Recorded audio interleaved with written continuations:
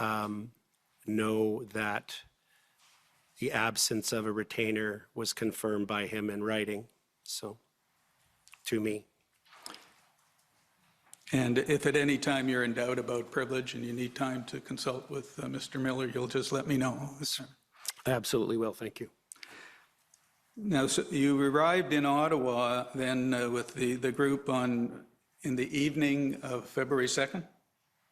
That's correct. And understand you rented a car and went to the Ark Hotel. Yeah, there was, I was in a taxi with Dwayne, and I can't recall specifically who else was with me. And then the others rented a car.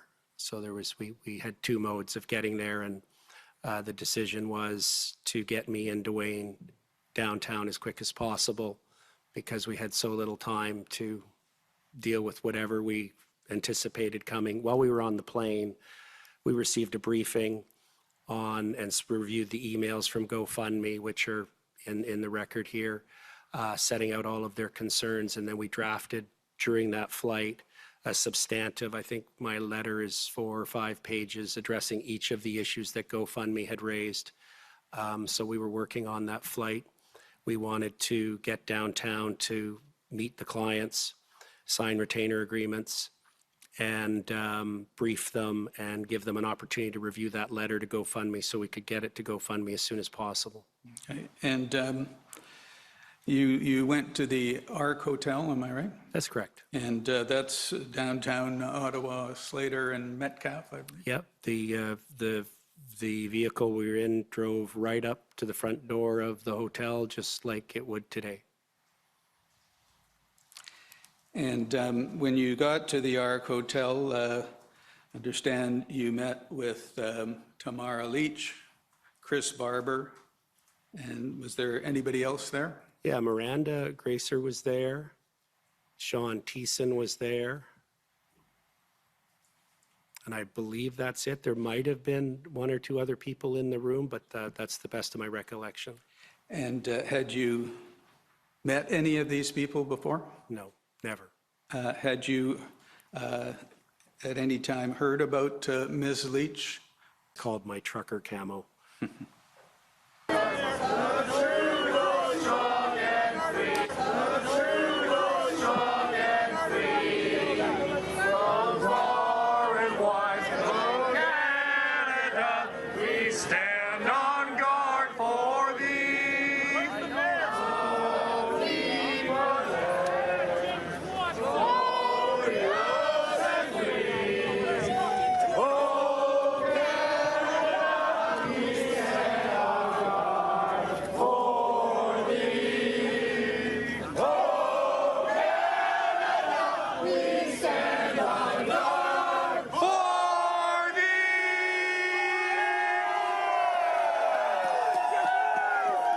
Thank you. I'd like to move back to your statement. Is it okay? Different sources that have If you could pause it, please, and go to the 7:25 mark.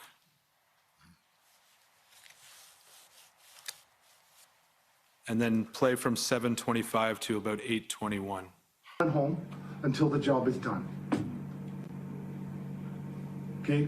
I am not calling for violence. I'm not expecting you to get into your vehicle, drive here, and create problems, create crimes. Okay, that's not what we're saying. Strength in numbers. We got sent here to send a message. The message isn't getting through. He's not getting it. And I apologize if I'm bashing the guy, but honestly, from my assessment, he's got a 22 caliber mind in a 357 world. Okay? Let's get at a table, for God's sakes. Enough hiding. I'm willing to sit at a table with the Conservatives and the NDP and the Bloc as a coalition. I'll sit with the Governor General. You put us at the table with somebody that actually cares about Canada. No, thank you. Thank you. Thank you, Commissioner. Thank you. Next is Democracy Fund, JCCF.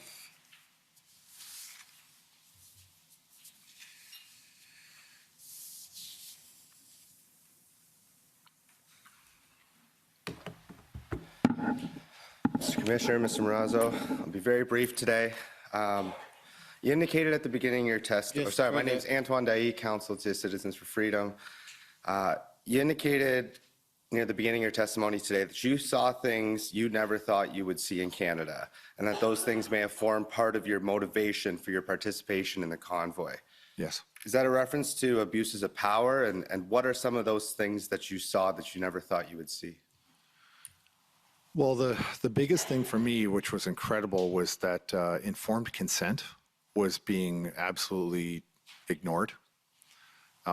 This is like prior, are you talking about prior to the convoy or Just the during? things you saw that you never thought you would see, which motivated you to participate. You know, if you were to look at what the city of Toronto was doing, because I was living at the time close, I was just in the Barrie area, so I was looking at what the Toronto police were doing, what the premier was doing with all the lockdowns. The lockdowns made absolutely no sense. The vilification of Canadians by the Prime Minister of Canada was shocking. So deeply disturbing to hear him talk about Canadians the way he did. That's just one of the examples. Premier Doug Ford in the rhetoric that he had. And the other big thing for me, which was really, really shocking to me, was that they did not exercise or use Emergency Management Ontario to manage this entire pandemic for this province. It was mind-boggling to me, and I knew about them because I actually worked with the EMO representative who was a retired brigadier general when I was posted to the headquarters in Toronto. And so my expectation was to handle this pandemic, you would have used the very institution within each province that is meant to handle a pandemic. So I knew things were fundamentally upside down with the approach that the government was using. And you would see subsequent effects of those decisions, which were, you know, shut down a department store, stop selling kids' clothing and stuff like that. But you can go and get a case of beer. That's no problem, right? So there was a lot of stuff that were just so absurd. And cumulatively, after a while, that starts to build up this amount of anxiety and fear. And I know a lot of people that I was talking to, especially when I was campaigning, were recounting their time during all the lockdowns. And they felt the same fear that I did of the police, which was really unusual. I didn't want to go out in public because, honestly, I thought that I was going to be, it would take nothing for the police to come for any infraction and start arresting people for the most bizarre things. I mean, we saw a year and a half ago, 2 Calgary police officers pointed a taser and threatened to arrest a young kid who was playing hockey out in Calgary. You know, and the next day, Police on Guard went public because there were law enforcement in this country that were just appalled by what was going on in this country, and they decided to, you know, start becoming public and defending what they thought was massive breaches of the charter, which they spend their whole careers defending the charter. And so when the police started to push back through organizations like Police on Guard or later on Mounties for Freedom, when the police started to push back, that was a sign that things had really, really gone off the rails for me. So cumulatively, there were just too many things to ignore in this society right now. But I think the worst thing for me was when the convoy was rolling through and I wasn't part of it, the statements coming from the Prime Minister of this country were terrifying, disgusting, just unbecoming of a Prime Minister of a country, you know, of people that actually voted him in to represent, and he was acting like he was a king. And it was appalling. And it's certainly not what I joined the Canadian military to defend. Nothing of the sort. So I just didn't know how we could possibly call ourselves a free country anymore if our Prime Minister was allowed to get away with the rhetoric he was getting away with. And nobody stood up until the truckers. All right. Well, thank you, and thank you for your service. Thank you. Okay, next is the convoy organizers. Good afternoon, Mr. Commissioner. Bathsheba Vandenberg for Freedom Corp and the protesters. We have no questions for Mr. Marazzo. Thank you. Thank you. Any re-examination? Yes, Commissioner, just one area. Mr. Marazzo, you were asked a few questions with respect to Mr. Jeremy McKenzie. Yes, sir. Did you know of Mr. McKenzie prior to coming to Ottawa? Just from what I saw on his social media short videos, that's all. Had you ever met him prior to coming to Ottawa? No. Were you aware that he was also a former Canadian Forces member? Yes, I was, which was one of the reasons why I followed him. Did you know that Mr. McKenzie was in Ottawa at certain times during the protests? I did. Did you ever interact with Mr. McKenzie in Ottawa? Not physically. I phoned him on 2 occasions, and I had a couple of text messages with him back and forth. Do you still have those text messages? I don't believe I do. I'm on a different phone, and they were just basically hi, it's Tom. I want to have a phone call with you. I've had 2 phone calls with him during the time that I was in Ottawa. And you described, I think, one of the phone calls. What was discussed on the other one? The first one was, I actually, now that I think about it, somebody that I knew had Jeremy's contact info, and they reached out and said, I just wanted to meet him. Because to be honest, at the time, I was just a fan of what he was doing on his podcasts. I knew there was a veteran in town, and I kind of wanted to get his thoughts. We had a conversation, reminisced about both being posted to CFP Petawawa.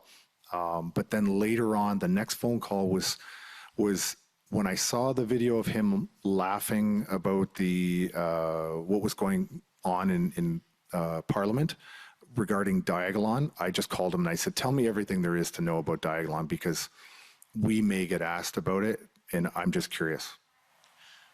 Who gave you Mr. McKenzie's phone number? I honestly don't know. That is somebody that I probably met when I first got to Ottawa, and I did not know any single person. I never met even James Botter until I stepped into the conference or into the lobby of the ARC, and he brought me into the conference room. So I don't even know who gave me his phone number. How did you know the person might have Mr. McKenzie's phone number? It's a good question. The only thing I can remember, it was a female that gave me the phone number, and I can't remember how they came to have his number. Did you ever have any communications or contact with anyone who was protesting or was in Coutts, Alberta, while you were in Ottawa? In Coutts, no, I had no communication with anyone in Coutts. Did you have any communication with anyone at any of the other protest locations in Canada? There was one message that somehow came through either text or email from somebody that was in Windsor, and I don't know who this person was. I know they were in Windsor, and my only reaction was, whatever you do, make sure you keep at least one lane open across that bridge so that there can be traffic going back and forth. Do you still have a copy of that message? I don't believe I do. And because I don't even know who the person was, I don't. And to be honest, I really did not want to have contact with any other protest around the country. I had my hands full with what I was doing. And all of these convoys and protests were all organic. They started all naturally on their own from citizens that were absolutely fed up with what was happening to this society and this country. So I was perfectly happy to have no contact with any other protest other than the one I was involved in. During your 2 conversations with Mr. McKenzie, did he ever indicate to you that he was in contact with anyone in any of the other protest locations in Canada? No, sir. Thank you. Those are my questions. Okay. Thank you. I just have a few short questions. Just following up on one of those, the penultimate question. You answered all of the protests across the country started organically. Yes. How do you know that? I didn't start to learn about the protest until I was already in Ottawa. The only one that I knew about was in in Ottawa, and then people would just say, "Hey, there's another protest in Windsor," or like people in the room, they would just be discussing where they had heard about another protest somewhere else. I had just assumed that it was very much like this protest in Ottawa, where citizens just said, we're seeing Ottawa as an example that you can actually do something. And I think the Ottawa protest was an inspiration for a lot of people. And what I later learned was that there was 20 convoys around the world, and they were all saying that they were inspired by the convoy in Ottawa. So it seemed to be a logical conclusion to me that there was further convoys being inspired by Ottawa around Canada as well. So it's an assumption. It's an assumption. Because I just wondered, since you made it as a statement, if you had some information. No, sir. Now, what I wanted to ask a bit more is the 322 trucks. Yes. It wasn't clear to me what those 322 trucks were. And by that, I mean, were those part of the convoy group you were involved with, or is that total trucks? Now you understand the confusion. I was asking for a head count of all of the trucks in the downtown. So Wellington being the sort of center of gravity, and all of the perpendicular and parallel streets based off of Wellington. And I had asked for people that I was working with daily, if you could go out and find out how many vehicles we have on every street. Yeah, it's the we. I'm trying to figure out. Yeah, these were convoys. From my understanding, what happened. So, for example, a convoy came in from New Brunswick, and as they got into the city, they had a plan to stick together. And as soon as they got here and they interacted with the Ottawa police started directing that particular convoy, as an example, in New Brunswick, and that entire convoy got spread out all over the place. Same thing came from the west. Same thing came from Quebec. So when they came in here, they drove in together, they'd stay together, but they were spread out like buckshot all over all of the streets. So you couldn't say that, hey, the convoy from New Brunswick that started with 50 trucks, as an example, were still confined to 50 trucks over on a certain area. They just literally got spread out all over the place, and nobody can control that. So we were trying to organize ourselves in a way that we could get effective communication going between the ARC and every single individual truck driver. We just wanted to reduce our span of control to the convoy leader from New Brunswick, just to talk to that person, you go share it. We couldn't do that because we were spread out everywhere. And so communications were near impossible for us. Okay, maybe I wasn't clear. Is it what I'm trying to understand is 322, is that a total truck count for the city of Ottawa, all the streets, or is it, those are the trucks that you had a relationship with, either because they were the Western convoy or one of your organizers' convoy? At the time, I believe that was just to the downtown. That did not include the Parkway, that didn't include 88, didn't include Arnprior. That was just in the city on that given day. It was 322 trucks. I'm a roughneck, all the way up to a driller, to a frontline supervisor, to a flow completions specialist. And then I went back to university and I got my degree in occupational health, safety, and environment, 3-year degree from the University of Alberta. From there, I took a position as a health and safety administrator.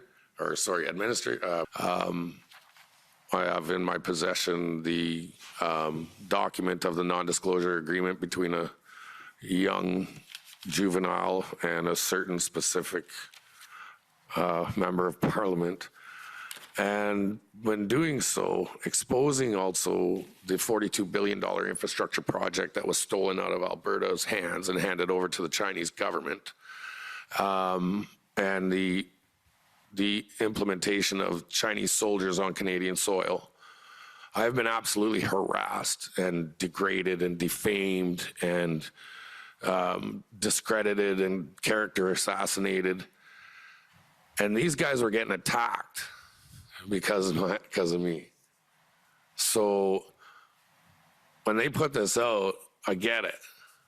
They had to push me out and look at everybody and, we don't want anything to do with packing. I actually absolutely encouraged it. 100%. Put it out there that I don't have anything to do with this. Put it out there. GoFundMe wouldn't release their funds. GoFundMe directly contacted them and said, we're not going to release your funds if Patrick King's involved. So do you know This what is how much Target, like how much they're out to make sure that everything that I touch is ruined.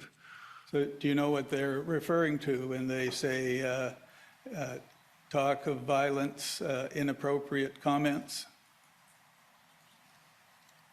Did you talk about violence? Not at all. Did you make any inappropriate comments? Not at all. Wow, maybe. I'm kind of a hothead.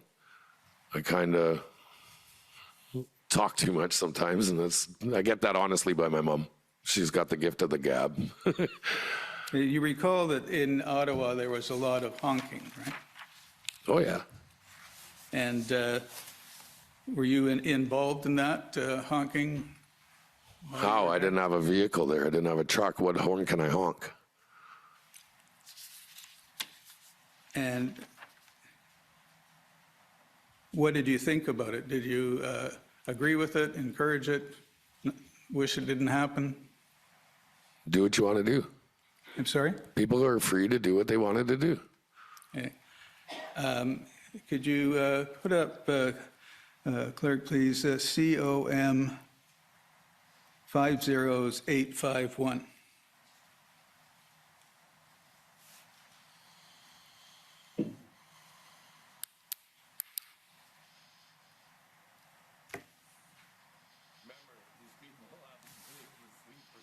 Remember, these people haven't been able to sleep for 10 days. Can you try starting it again, please? It's kind of funny. I'm not going to lie. Remember, these people haven't been able to sleep for 10 days. Okay?